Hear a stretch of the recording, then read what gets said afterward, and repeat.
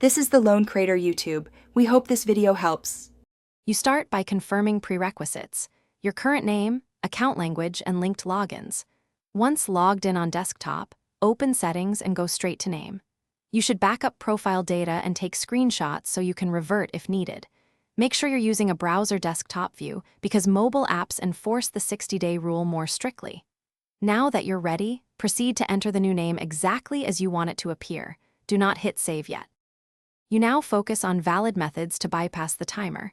Add a nickname or alternate name in the name fields and display it publicly. Facebook accepts that immediately. If you need the primary name changed, prepare a clear photo of an ID that matches your requested name. Once you upload the ID under name change, explain the reason concisely. If the Save button is blocked, contact support through Help Center, report a problem, and attach your documents. Persistence matters here. You finish by confirming the change after review. Check your profile display and clear browser cache, then log back in on phones and linked apps.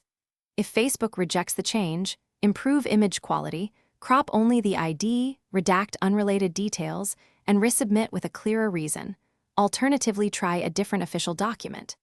If things still go wrong, wait 24 to 48 hours and escalate through your support inbox. Make sure to